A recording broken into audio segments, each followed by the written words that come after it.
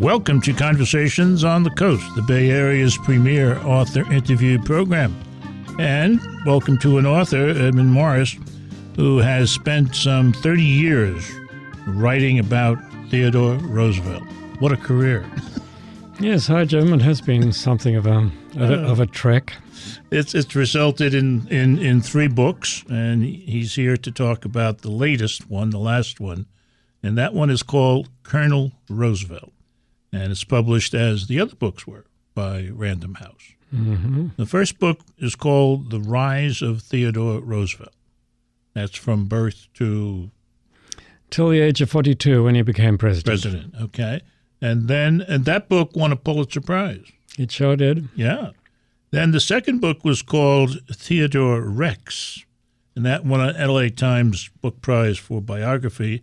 And that was, I assume, the presidential years. That's mostly. right, 1901 to 1909. And one would think that you should be done by then. After all, the guy's going to retire and someplace on Long Island near Oyster Bay and take it easy. Listen, I'm glad that he died at the age of 60. I had 10 more years to cover. But if he'd gone on, I'd have had to write a 4th volume and I'd be a dead man. It's absolutely amazing what happened. I mean, what you cover in this book. This is a man who, in addition to serving almost 2 terms as president, he wrote 40 books. He was a world-renowned big game hunter. We're not talking, quail and stuff like that, or even deer. We're talking lions and hippos. He founded a 3rd political party, which is alternately called the Bull Moose Party, and more formally, the Progressive Party. That's right. And he survived an assassin's bullet. Not only did he survive the bullet, while he was immediately surviving it, just after he got shot, he went and gave a speech, a political speech.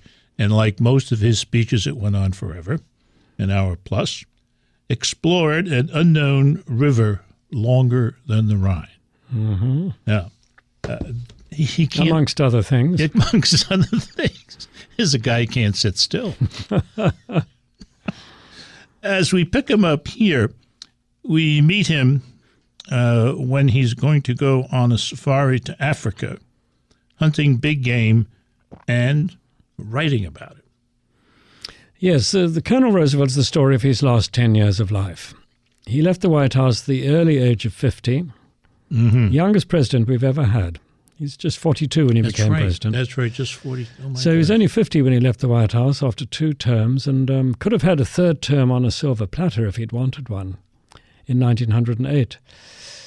But he turned it down and he left the White House, installed his own hand-picked successor, and within 3 weeks of quitting the White House in a snowstorm in March of 1909, he was riding on the cowcatcher of a locomotive up from Mombasa, up into the highlands of Kenya, where I was born, to begin this marathon safari. And in this safari, the way you reported, at least, seemed to me, as I recall it, that the longer it went on, the bigger the animals got that he was after and killing and dressing. And he was not only doing that, he was preserving specimens to go back to the Smithsonian. Yes, he insisted it was a scientific expedition, that he was collecting specimens for the Smithsonian, but nevertheless, there's quite a bit of hunter's delight in pursuing these great dangerous animals, including elephants. Elephants, that's right. Yeah. And facing death, literally facing death, yards away. I mean, he was shooting lion within a week of his arrival there. Right in front of me, and this is his writing, 30 yards off, there appeared behind the bushes which had first screened him from my eyes, the tawny, galloping form of a big, maneless lion. Crack! The Winchester spoke, and as the soft-nosed bullet plowed forward through his flank, the lion swerved so that I missed him with the second shot. But my 3rd bullet went through the spine and forward into his chest. Down he came, his hindquarters dragging, his head up, his jaws open and lips drawn up in a prodigious snarl, as he endeavored to turn to face us. his back was broken, his head sank, and he died. And he died, and so did other lions die and die and die and die. And he kept writing about them. Yeah, it's something I've never understood. Yeah. In all the 30 years I've been writing about him, Mm-hmm.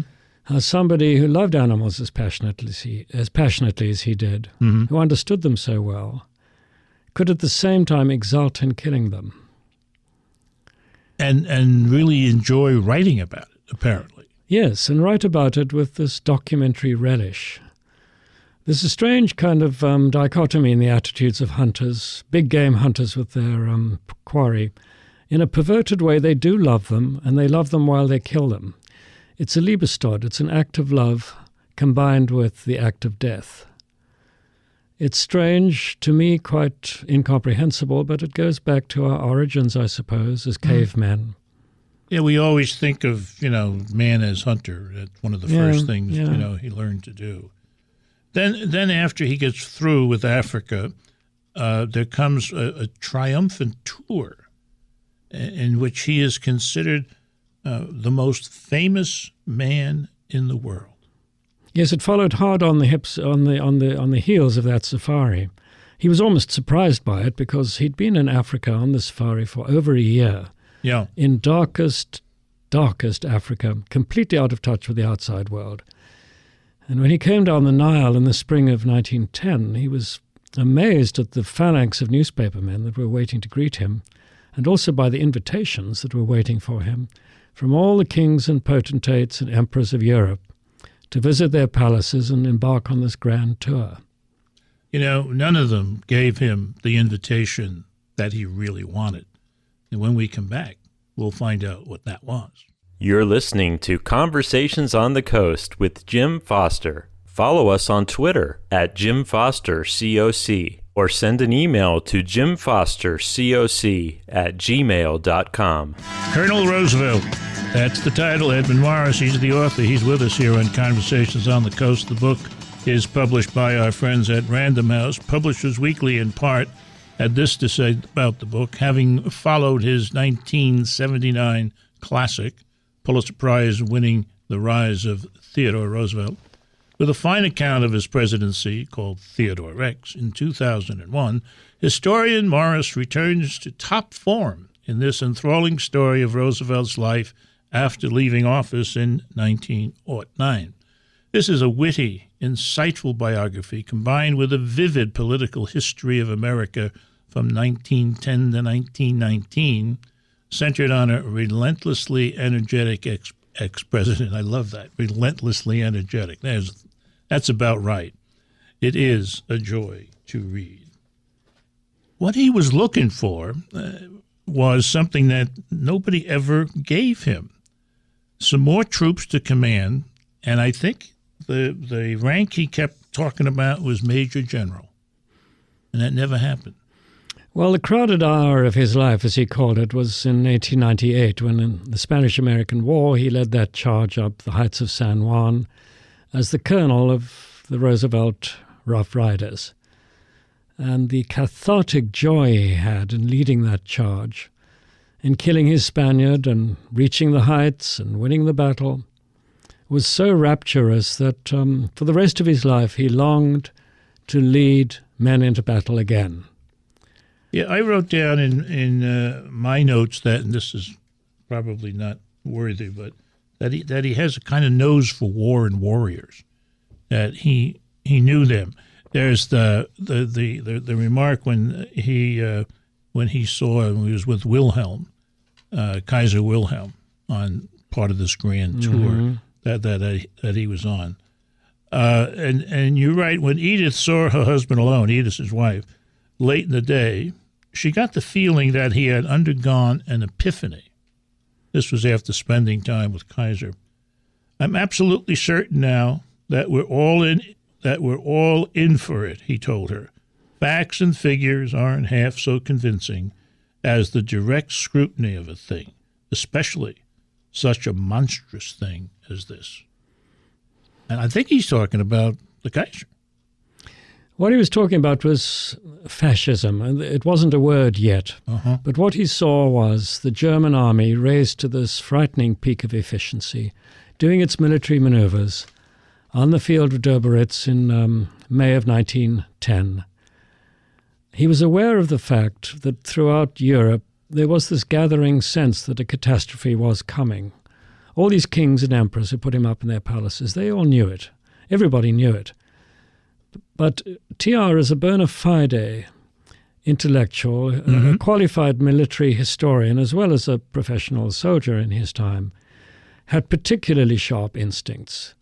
And having seen this German military machine at work, he knew that the coming war, this war to end wars, was inevitable and frightening. And the story of the book is really how he continued to face up to this coming spectre and want to get involved in it. Yeah, he wanted very, very badly to get involved with it. But for now, his main concern is politics. And politics for him at this stage of his life meant seeking certain reforms. Seeking reforms in the area of primaries and how they're run, regulating big business, equality for women, improvement in public health, and a strong or strengthened conservation program. And he could run on that today. Yes, that's a very good summary of the progressive platform. The only thing I would disagree with is that politics was not his primary concern when he came back. He really did not want to get into politics again in 1910, but he had to, because during his presidency, this large upsurge of white middle-class unrest, the progressive movement, had developed, largely inspired by his own leftward swing in his second term as president.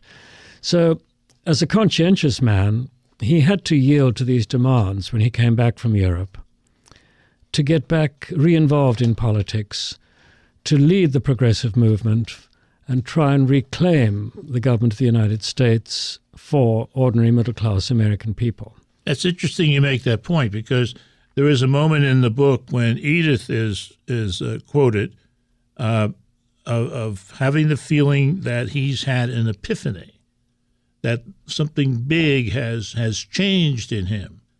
And she goes on to say, I think it's she speaking, that what's different is he says all the right things about political reform, but I don't think he really believes them. I don't think he could go out on the stump and sell them. Well, he certainly did believe in his ideology for a year or two. He articulated the progressive philosophy in a speech called The New Nationalism in August of 1910. And that was the Bible of the progressive movement. All those social reforms you were talking about were encapsulated in it. In that, yeah. And he espoused that doctrine, and he trumpeted on the hustings for the next 3 years. But I don't think, as you say, that his heart really was in extreme reform. He was by nature a patrician Republican, and he would have preferred to have been nominated for the presidency in 1912 by his own party. By his own, sure. Yeah. And if the popular movement in that party had permitted it, or at least if the orthodox machinery of the party had permitted it, his popular backing was so great that he would have indeed have been the Republican candidate and would almost certainly have been elected. Well, Colonel Roosevelt provides a very complete picture of Theodore Roosevelt, including one part of his life that seems to me always to have been positive. You're listening to Conversations on the Coast with Jim Foster. Follow us on Twitter at JimFosterCoc, or send an email to jimfostercoc@gmail.com. This is Conversations on the Coast. I'm Jim Foster. Edmund Morris is our guest. He's here talking about his newest book, Colonel Roosevelt, published by Random House, and our local newspaper, the San Francisco Chronicle, said some nice things, at least near the end of the review. Sprawling and splendid account. It's a worthy close to a trilogy sure to be regarded as one of the best studies, not just of any president, but of any American. Upon Roosevelt's death, the populist editor William Allen White wrote, "The man was gigantic. So, too, is Morris' trilogy, brought to fruition in Colonel Roosevelt." That's a great review, I must say. Cost me a fortune, but it was worth it. Every penny, every penny, and it was a good meal anyway, wasn't it? That crate of champagne. One of the things that I wanted to talk about before we get through is politics at that time and some of the, if you will, nuances of it. I made a note to myself about politics, Oklahoma style. And you tell us about a conclave there, probably to pick local ward healers and so forth. And you write, meanwhile, the delegate selection proceedings were underway in several states that had not yet adopted the primary system. On 23 January, Oklahoma's 4th District Republican Convention grotesquely dramatized the factionalism of a party splitting three ways. The local committee chair, Edward Perry, was a Roosevelt man who hoped to create a progressive stampede for the colonel. A letter from Gifford Pinchot reminded him that, as yet, La Follette was Taft's only official challenger. Perry read the letter to the convention but made plain that he still favored Roosevelt. This infuriated the rank and file and supported Taft. Pandemonium ensued, with Perry roaring, "Slap Roosevelt in the face if you dare." A posse of fake Rough Riders invaded the hall, and for 15 minutes they tried to storm the stage, but found it harder to take than the heights of San Juan. Cigar-smoking Taft forces repelled them. One cavalryman got through in a miniature pony.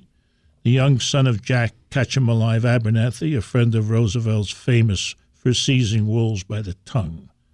The boy shrilled, "I want Teddy," to the crowd, touching off further furor. Then the organization men suppressed him, and the convention endorsed Taft over La Follette by a vote of 118 to 32. Perry, locally known as Dynamite Ed, showed his displeasure by going outside and detonating 500 pounds of high explosives. Now that's politics.